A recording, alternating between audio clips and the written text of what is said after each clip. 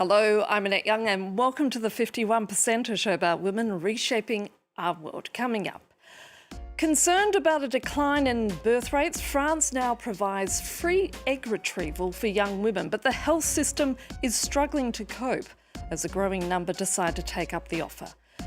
And this as the French government is to send a letter to 29-year-old women and men asking them to reflect if they indeed want to have children. I'll be talking to French journalist Diane de Vignemont as to why this approach could be out of touch.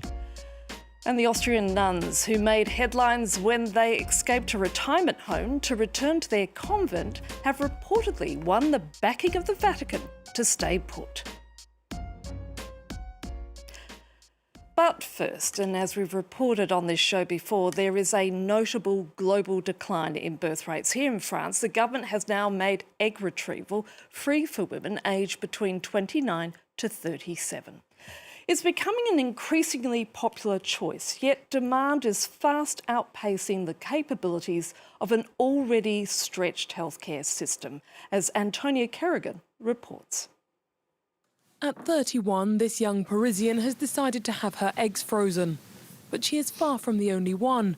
There is now a 2-year-long waiting list in the Paris region for the in-demand procedure.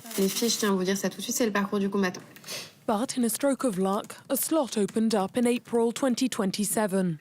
I'm single at the moment, and I'd rather take my time and choose the right partner.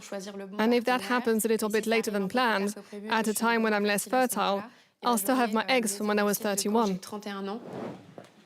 For Emma, the time has come after an 18-month-long wait.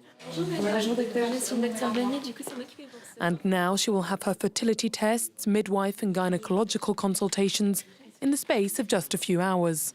A civil servant, Emma hopes this procedure will make it easier to reconcile her career with motherhood. I think we study for longer and longer, so we enter working life later.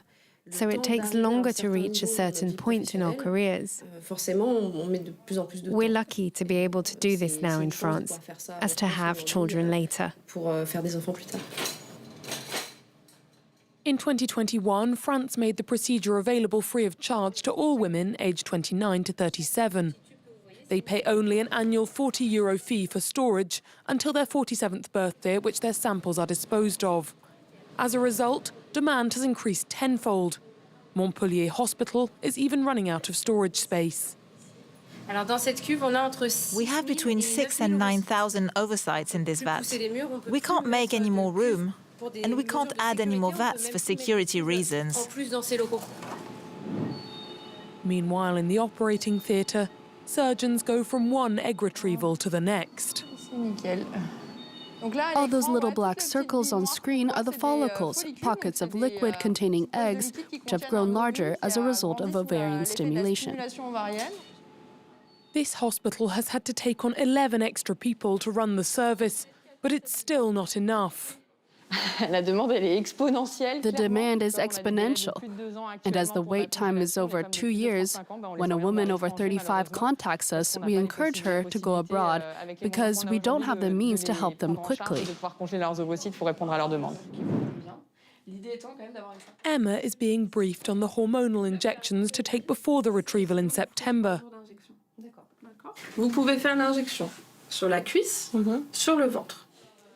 To reduce the wait time, the government plans on opening up the storage of frozen eggs to private companies. Now, the French government is also sending letters to hundreds of thousands of 29-year-old women and men, urging them to think carefully about whether they want to have children. The initiative is the first of its kind in France and is part of President Emmanuel Macron's 2024 pledge to address infertility and declining birth rates. Figures reveal that the nation's birth rate has dropped by 24% since 2010, with the average age of women having babies rising to 31. This is what the president had to say back in 2024. Infertility is on the rise, and I'm speaking here about the taboo of the century, but social habits are changing. People are having children later and later. Both male and female infertility have increased significantly in recent years and has caused much suffering for many couples. A major plan to combat this scourge will be launched to enable precisely this demographic recovery. Diane de Vignemont is a historian turned journalist based here in Paris who wrote an opinion piece on this very issue for The Persistent, a US-based news website focused on women, and she joins me now in the studio. Diane, thank you so much for coming in. I want to ask you, what was your reaction when you heard about this letter for the first time? As I addressed in the title, my first thought was, oh boy, because I knew I was going to receive the letter. And I think there's a lot of good in it. You know, I think it's a good thing to address infertility. It's a good thing to make egg freezing easier. It's a good thing to try and tackle endometriosis and PCOS. But I find it very jarring that all of this is done in the context of demographically rearming France, as President Macron said. This, especially coming from a childless male president, I found very hard to receive. And I also just know that I'm surrounded by 29-year-olds who are trying to have a child or failing to have a child, and they're also going to receive this letter telling them that it's time to start thinking about it. And I just can't imagine how difficult that will be when they get it. This approach does seem to be a little bit out of touch, because surely the issue is not so much a medical one, but a social one. Infertility is indeed plaguing a lot of French couples, a lot of couples around the world. But we have studies, we have a National Assembly report, we have surveys telling us that for 54% of French couples, the number one obstacle to having a child is not at all infertility, but it's economic obstacles. It's the cost of living, of food, of rent, of childcare. These are all conditions created by the state. None of them are addressed in the letter. It focuses obsessively on infertility as though it's the only factor keeping us from having a child or keeping us from having a child early enough for a president. But are you surprised this came from Macron? Because he is indeed, despite his age, very old-fashioned in his approach, isn't he? Yeah, it does read as an old-fashioned, selective natalist plan. And he's far from being the first president to propose a natalist plan, especially in times of war. I was sort of struck by how out of touch it was because of everything that it didn't address. Trans men, when they transition, legally lose access to all of their eggs they might have frozen. Women in Mayotte, in the French overseas territory that is very populated, where women do still have a lot of children, but where most people are born outside of France, most people are Muslim.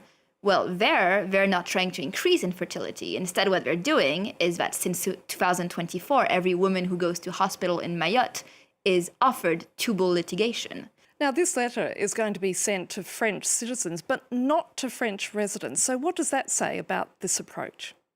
So one of the ways that people have read into that is that the French state needs more people to be available for the army.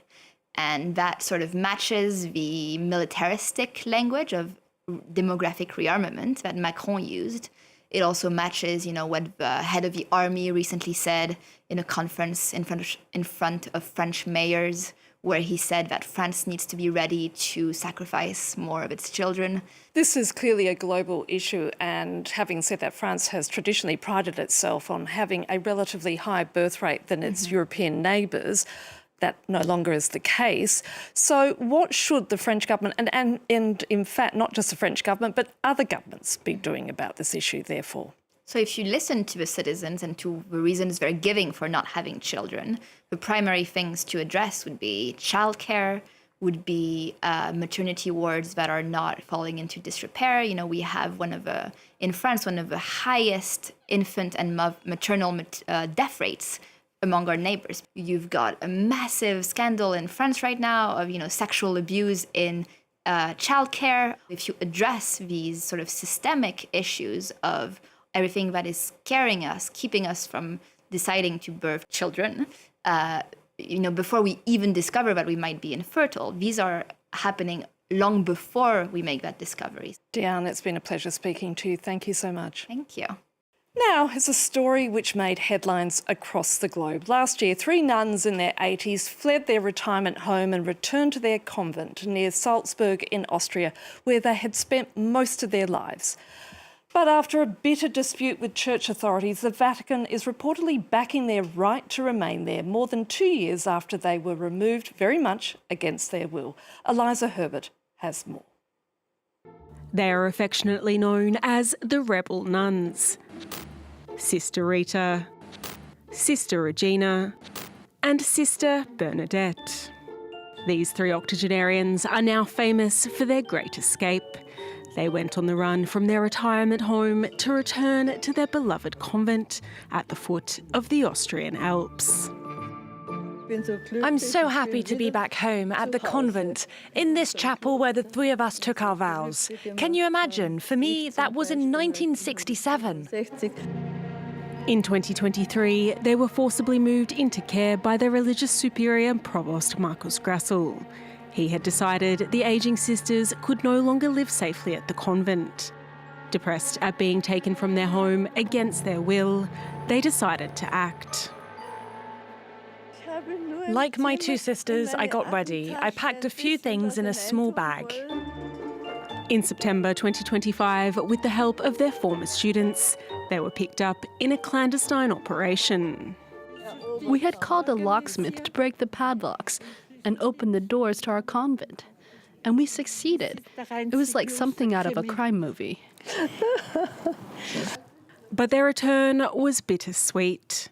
During their absence, their personal belongings had been removed, even the stair lift, which has since been replaced. We had to climb using the railing and our arms. Imagine, there are 8 floors here. Today, the nuns have thousands of followers on Instagram and have even published a book titled Not With Us. You could say we fought against an injustice because, yes, what the church did to us was unfair. When we say not with us, it means that our superiors deceived us and we didn't accept it. Their faith and tenacity has captivated hearts abroad and at home in the town of Elsbethen. When I have a problem, the door is always open. She taught me something important in life. You have to fight. In late April, the trio travelled to St. Peter's Square for a general audience with Pope Leo. The Vatican has reportedly decided they can stay in their convent. Those nuns are providing a message for all of us. And that's it for this edition. So until our next show, bye for now.